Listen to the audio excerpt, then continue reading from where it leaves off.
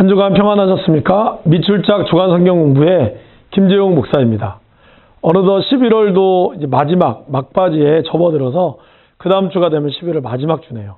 네, 이제 한 달 남았습니다, 여러분. 마지막까지 신약의 말씀을 통해서 끝까지 성경 통독을 이루시기를 간절히 바라겠습니다. 기도하겠습니다. 사랑과 은혜가 많으신 아버지 하나님, 1월 달부터 시작했던 성경 통독을 이제 11월 마지막으로 향하여 달려가고 있습니다. 하나님께서 주셨던 은혜들, 또 깨달음 주셨던 말씀들을 가지고 우리의 삶에 잘 적용하며 복음을 전하는 삶을 살 수 있도록 인도하여 주시옵소서. 오늘도 부족한 종과 함께 하셔서 말씀을 잘 전할 수 있게 하시고 듣는 모든 귀한 성도님들 또한 말씀을 깨닫고 그 말씀대로 살아갈 수 있는 힘을 허락하여 주시옵소서. 예수님 이름으로 기도합니다. 아멘. 자, 지난번에 이어서 로마서 말씀을 이제 마저 조금만 더 하고요. 14, 15, 16 하고 고린도 전후서까지 가도록 하겠습니다. 준비물 잘 준비하셨고, 그리고 문제 잘 내주시고 계시죠? 끝까지 포기하지 마시고요. 자, 로마서 말씀.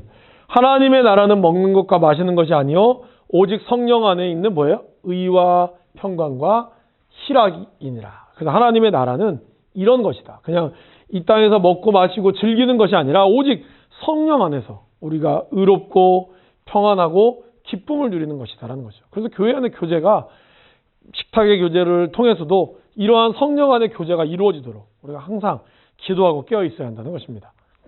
2번. 그러므로 내가 이 일을 마치고 이 열매를 그들에게 확증한 후에 어디에요? 서버나 스페인이라고 그랬죠. 바울은 그런 여행을 마지막의 여행을 로마 교회에게 자기의 어떤 목적을 밝히고 있는 것이죠. 이제 바울을 향해서 도와줬던 로마서 16장에 그의 동역자들이 나옵니다. 정답은 뭘까요, 여러분? 아볼로죠. 아볼로가 아니라 아벨레. 10절에 나오는 아벨레. 안 헷갈리셨죠, 여러분? 이런 뭐 글자가 약간 달라졌지만 이 아벨레가 그리스도 안에서 인정을 받은 자다. 베베 에베네도 버시 아볼로. 아벨레. 죄송합니다. 자, 이제 고린도전서를 보겠습니다. 고린도전서는요, 삶의 모든 영역을 복음의 관점으로 바라보는 법이라고 아주 타이틀이 멋있게 해놨네요. 성경은 우리를 바라보게 하는 거울의 역할을 하지만 또 성경은 뭐죠?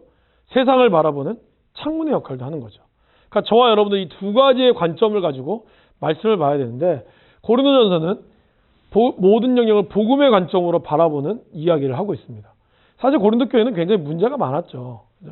바울이 세웠던 1년 한 18개월 동안 있으면서 잘 읽었지만 굉장히 부자였고, 그죠? 그래서 이 섬으로 이루어졌고 항구 도시여서 굉장한 부함을 누렸던 이 고린도 교회였기 때문에 이 고린도 지역이었기 때문에 그래서 굉장히 좀 문란했죠. 여러분 그 영어에 보면은 고린티아니지라고 하는 이 영어가 있어요. 그게 원래 방탕해지다라는 의미가 있거든요. 근데 여기서 나오는 게 바로 고린도 교회를 얘기하는 거예요. 그만큼 고린도 교회가 음란하고 방탕했던 누구를 섬겼을까요? 여러분 아시죠? 사랑의 비너스, 아프로디테라고 하는 이 비너스를 섬기면서 굉장히 성적으로 문란했던 그것을 다루고 있는 것이죠.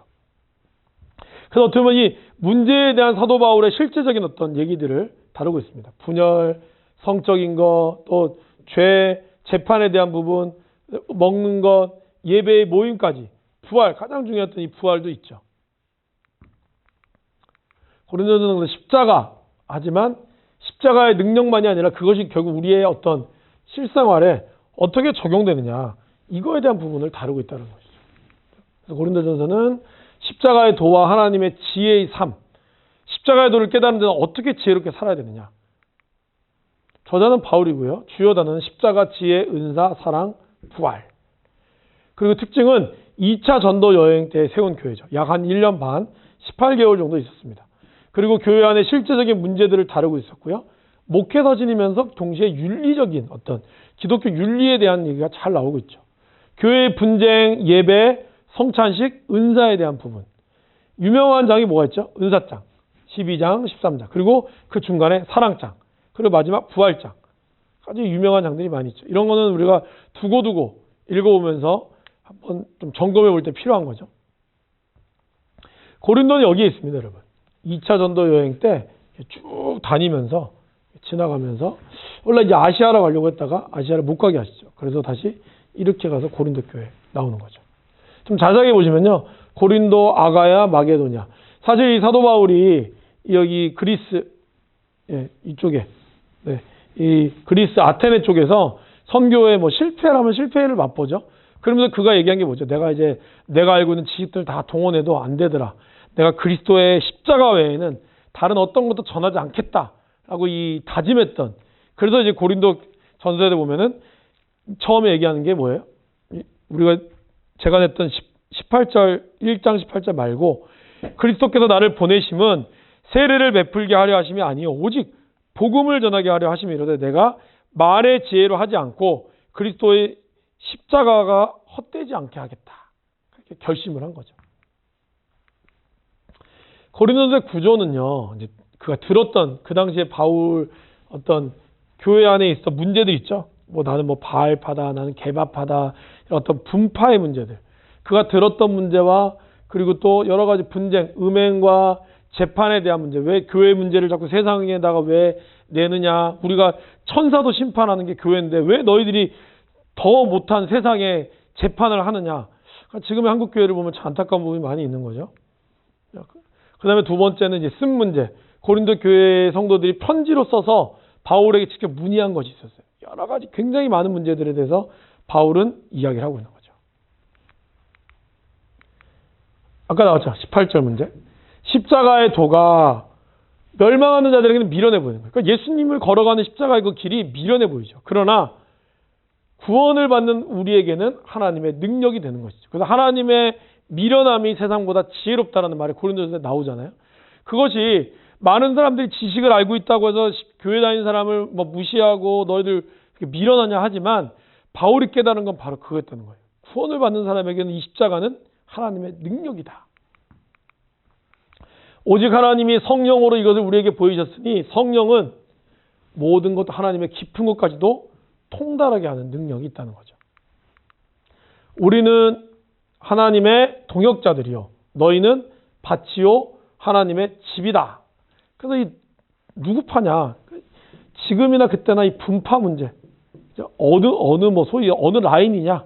그러나 바울은 그걸 다 끊어버리죠. 아니다.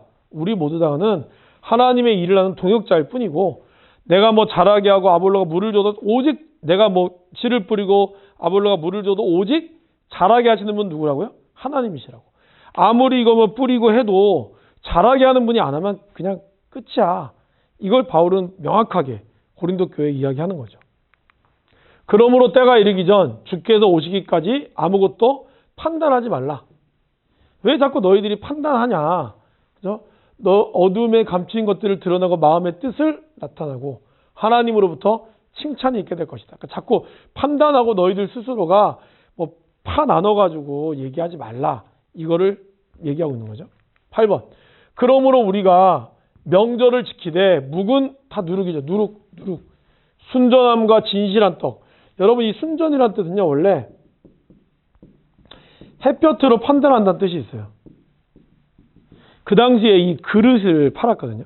근데 그릇 중에는 이제 왜 그릇에다가 이렇게 약을, 그러니까 유약 같은 걸 칠하잖아요. 근데 거기서 다 마른 다음에 칠해야 되는데 급한 사람은 또 그걸 빨리 칠해가지고 금이 생기고 이런 거예요. 근데 이게 자세하게 보면 못 봐. 그래서 그릇 파는 사람들이 주로 어디에서 팔까요? 약간 그늘진 곳에서. 근데 그때 이것이 잘 됐느냐 안 됐느냐, 순전한 거냐, 순전한 그릇이냐 아니냐를 어떻게 태양을 딱 보면서 판단하는 거예요. 그래서 오직 순전함과 우리가 하나님의 햇볕으로 판단함과 진실의 떡으로 하자는 거예요. 누룩으로 인해서 너희들이 썩어지지 말고 진정한 순전함, 하나님으로 인해 판단받는 것으로 너희가 세워져라 하고 5장에서 이야기하는 거죠.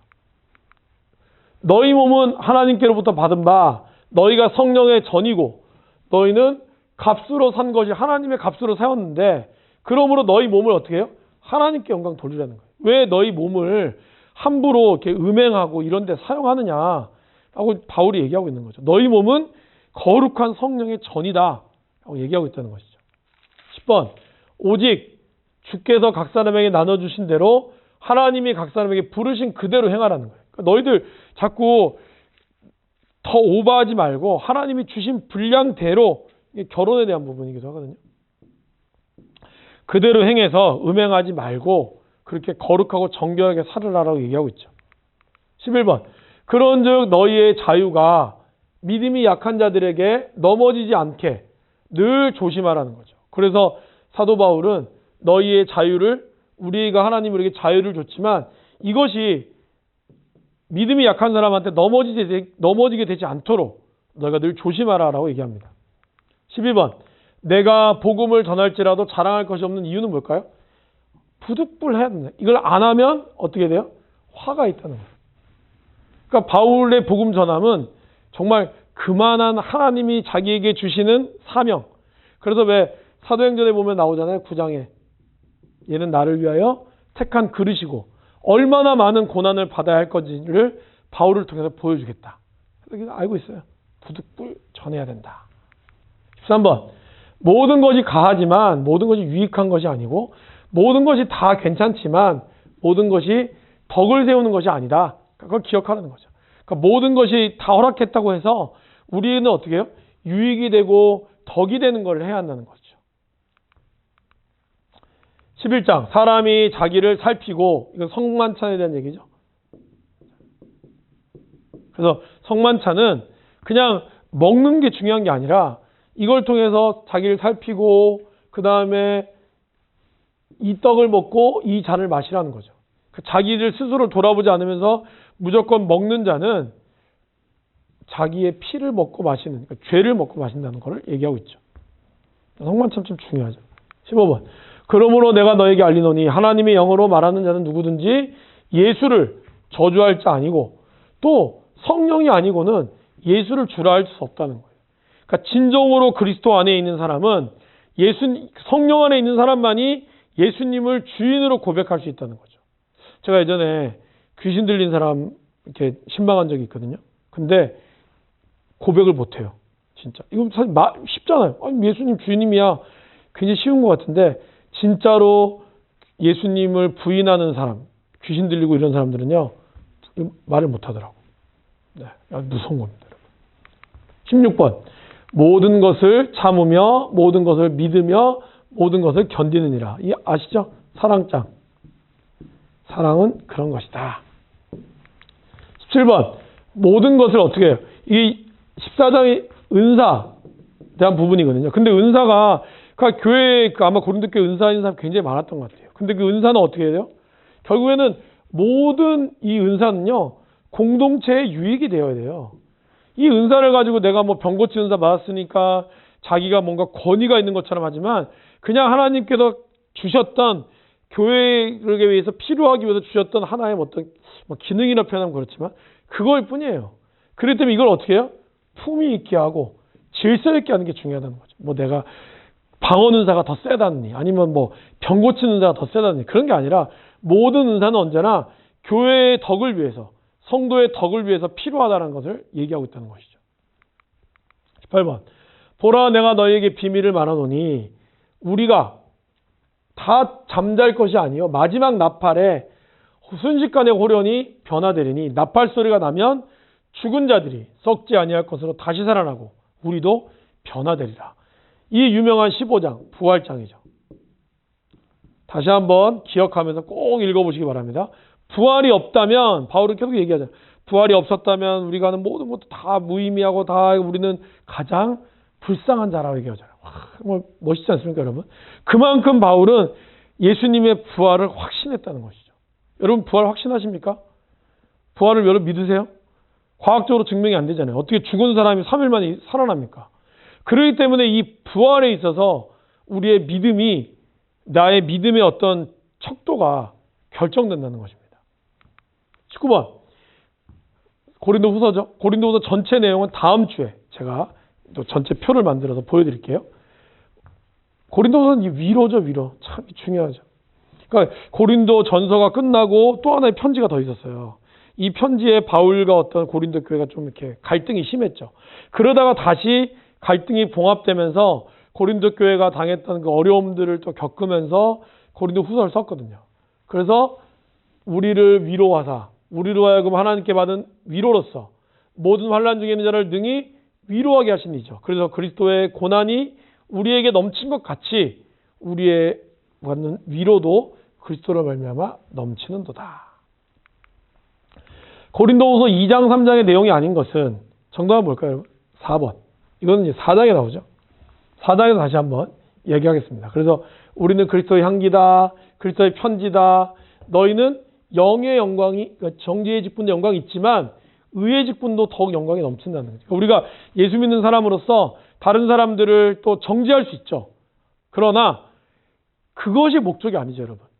그 정죄를 하겠지만, 뭐 죄를 잘못했다고 얘기하겠지만, 그걸 통해서 그리스도의 영광, 그리고 죄의 사함에 대한, 죄의 사함과 죄의 용서에 대한 하나님의 사랑을 전하는 것이 진짜 저와 여러분들이 전해야 될 그런 이 영광의 직분, 의의 직분이 더욱더 영광이 넘친다라는 것을 이야기하고 있습니다.